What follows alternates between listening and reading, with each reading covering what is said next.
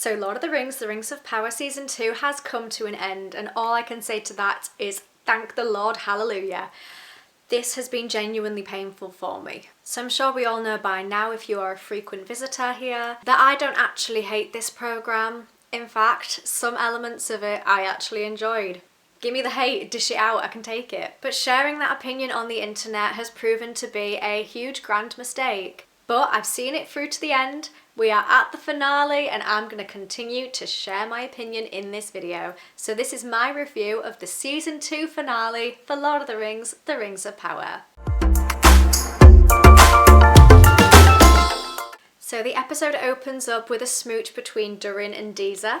Big old washing machine lips going on there. We've got the slobber, we've got the saliva, we've got the sound effects. There's been a lot of romantasy happening in this season, just saying. They are a cute couple, but I just don't want to see them getting down and dirty, you know? So the premise of this scene is that Durin and his dad, the king, are going down to the mines. So this is possibly the worst decision that they can make because the Balrog reappears. You remember this guy? I hadn't forgotten about him. And he comes back in full force. I was kind of wondering when they were going to introduce this Balrog again because we saw him at the end of Season 1 and now it's taken like a whole season for us to see him again. I'm assuming it's a him. Could be a she. You just don't know these things. So basically there's a really emotional speech between the king and the prince, and then the king decides to give his son permanent trauma by jumping to his death in front of his son whilst he is watching. The psychological damage from that is irreversible, so GG, well played, King Durin. That's one way to traumatise your children. It was quite a nice final moment though, because he did then call his son, who is the prince, King Durin. You know, because obviously he can't be king anymore because he is deceased. So that was a nice touch. So we're less than 5 minutes into the episode and one person has already died, and it will not remain just being him. I feel like this episode was how many people can we try to kill off in the space of one finale? In this episode, we also continued the Stranger's storyline. Now, I kept jokingly referring to the Stranger as Doppelganger Gandalf this whole time because I didn't actually believe it was Gandalf and I didn't want it to be Gandalf. Well, guess what? I was wrong again. In this episode, one of the key things is that we get the revelation that the Stranger is Gandalf. There's a lot of mixed opinions on this one. My opinion is that I just don't like it. But I've seen like a 50-50 split between the fan base so far in terms of people who are happy about this and people who are not happy about it. I'm erring on the side of why. Why did they do this? I think by making it Gandalf, they've now removed their control and their power over where the series goes because they now have to work in line with Gandalf's character and inevitably they're gonna get it wrong, which means they're gonna make the fan base annoyed. I also feel like this was massively drawn out. Like, why has it taken them 2 seasons to confirm whether or not this is Gandalf? Lots of people who were excited about it in Season 1, they kind of lost that spark by the time Season 2 happened and nobody really cared about it being Gandalf anymore. And now they've brought it back and they're like, whoopsie, it was Gandalf after all. I just don't understand the pacing with that revelation. And he basically goes outside and finds a stick and decides that this can be his wizard staff, because that's how it works. Although I did kind of like that everybody kept calling him Grand Elf. Grandalf, Grandalf, Grandalf, Gandalf. You see where this is going? And then Gandalf and Tom Bombadil sing a really cute song together, this song. So it was a very wholesome moment. Really cute vibes that they're just sat there singing away. I do love the musical aspects of Rings of Power, unless it's Disa singing opera, which is irrelevant and annoying to be honest. Nori the Halffoot has basically been written out, which I am quite happy with. I said in previous reviews that I liked the Halffoots. I've now decided that they're a bit annoying. I know that their storyline is probably going to end up with the creation of the Shire, which would be interesting, which it would be cool, but I was kind of just getting a little bit annoyed with Nori and Poppy, and I'm not sure why. They haven't done anything to me personally. When Nori got written out, I'm not displeased by that. Her path and Gandalf's are going in different directions. I wasn't expecting that. I thought that she was going to be Gandalf's companion. It feels really weird calling him Gandalf. So yeah, I think Nori's probably gone.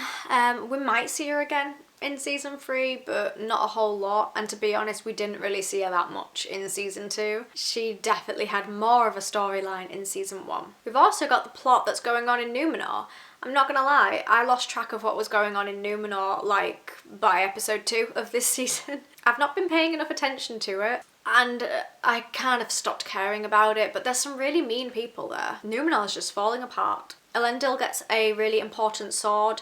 I mean, it definitely is important, and they focused on it a lot in this episode. What else happened in Numenor?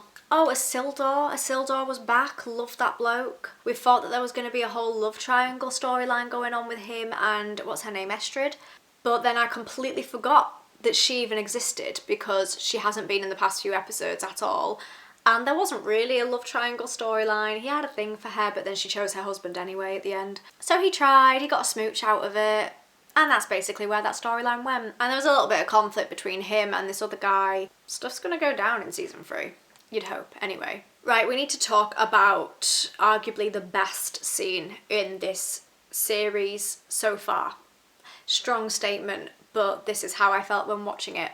The scene where Celebrimbor dies. That was actually fantastic, I'm not gonna lie. I know that the rest of the series has been really shoddy. This scene, why am I holding up my lens cap? So he has literally been tortured in this episode, and it actually made me feel quite sad. I'd grown to like Celebrimbor and to gain that connection to him. Like, we've seen him a lot in this season, and he's just been through so much, and for him to meet his demise but in such a painful, tortured way, ooh, it got me. If you ever think you're having a bad day, just know that Celebrimbor had it worse. The pain he must have been through. Can't even fathom it. So he does die, and it is in this episode that I realise that Sauron is actually very evil. Obviously he always has been, but I think he hasn't really portrayed his evilness until this episode. Well, kind of until he sparked that war between the orcs and the elves, which was in the last episode. Yeah, these past couple of episodes he's actually been very, very evil. And I think I must have just been blinded by Halbrand's hotness. And I didn't really see how evil he was before because he was just so attractive. But now that he's turned into Anatar, I can see past those layers. Also, I've spent this whole season thinking that Halbrand and Anatar were different actors, and then some of you were kind enough to let me know that it's the same guy but with a different accent and a different wig. And I think he shaved as well. Did Halbrand have like some kind of stubble? That was nice. Isn't it crazy what a bit of hair and makeup can do for you? He literally had a glow down when he turned into Anatar. So Celebrimbor dies, it's very sad. His death scene was incredible. The guy who plays Celebrimbor is an incredible actor. That was like out of this world. It was great. And then we also get a scene of all of Celebrimbor's works being burnt by the orcs, and the legacy that he'd left behind being destroyed, and Elrond being very emotional trying to get the orcs to stop, and he's screaming at them and shouting. Ugh, those scenes hit me in the feels. Another scene that hit me in the feels was Adar's death. What's the kill count in this episode? 3 so far?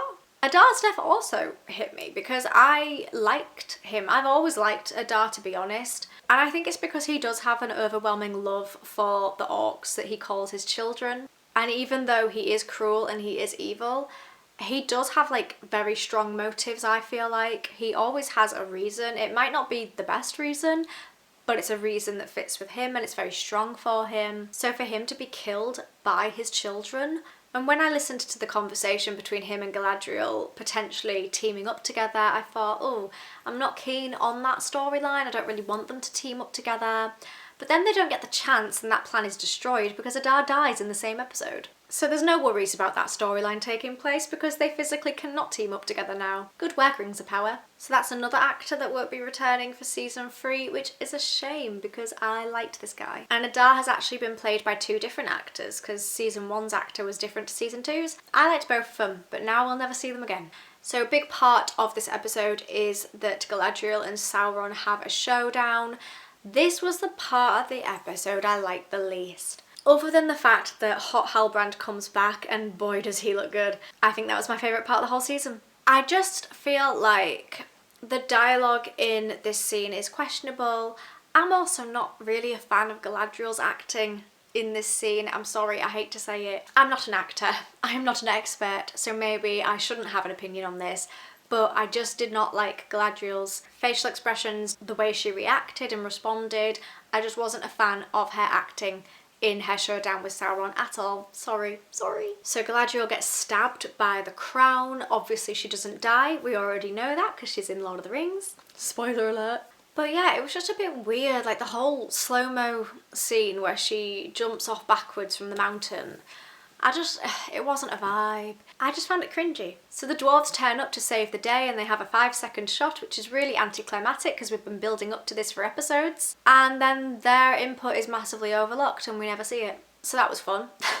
So we gotta talk, how is Arondir still alive exactly? I mentioned in my previous video that I would complain to Rings of Power if he died. I was making a joke. I was trying to do a funny. I didn't actually want him to stay alive because there's no reason why he should. Did you see where he got stabbed? And then he's walking around afterwards like it's not even an inconvenience. Like, mate, you literally got stabbed. By the laws of physics and biology, that bloke should be dead. But he was obviously wearing many layers of plot armour because he survives and he's thriving. I also feel like he didn't really have any plot at all in season 2. He basically did nothing. So he's going to have some input in season 3, which fair enough. But if you're going to give him a plot in season 3, don't make him get stabbed almost to death point in season 2 and then have no realistic explanation of how he's still alive. If anyone can explain to me how Arondir is still alive, that would be great. So let's move on to my overall thoughts of the episode. Season 2 was marginally better than season 1, but what really happened in it? I kind of feel like more stuff happened in season 1. I feel like the dwarves didn't really have much of a storyline. Nori and Poppy didn't really have much of a storyline. Neither did the stranger, to be fair, up until the end. Arondir didn't have a storyline. Theo and Isildur, they didn't have a storyline. So I feel like this whole season was focused on Sauron and Celebrimbor and Numenor. Yeah, it's weird. I feel like not that much actually happened in the whole season. The Sauron and Celebrimbor plot was gripping. That was by far the best part of the season throughout. And even right up at the end, that scene with Celebrimbor and his death, genius. That was great. Galadriel has been consistently annoying throughout the whole season, and right at the end she just really annoyed me even more, and she's not supposed to. She's Galadriel. Is it the actress? Is it the writing? Is it the way that they made her look? I just don't know.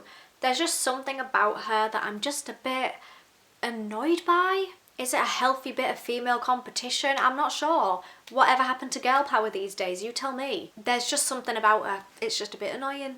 Arondir should be dead, but he isn't, so I am glad. And we can relax for a while now until season 3. I can have some chill time in my life again. So those are my incredibly insightful thoughts around Rings of Power. So I would love to hear your opinions on this finale. It wasn't as much of a disappointment as the House of the Dragon season 2 finale was. I've made a whole other video on that one. I've not made my mind up yet as to whether or not I'm disappointed by this season finale. Let me know what you think. Please leave your thoughts and opinions on this season finale in the comments. I would love for us to keep this conversation going. Feel free to give me hate, I'm over it. I'm really over it by now. But I will read it, I won't shed a tear, but you can determine whether or not it's a good use of your time to leave hate. If you enjoyed this video, make sure to give it a thumbs up to let me know. And if you like my content and you want to see more from me, then please subscribe because it's free and it means that you can see my videos easier. Thank you so much for watching this video, and I do plan on reading the books as well, so stay tuned for that because they would be great to review. And it will probably change my opinion on Rings of Power once I've read the books. So I will see you next time, or rather you'll see me, and I hope that you have a wonderful rest of your day. Bye for now.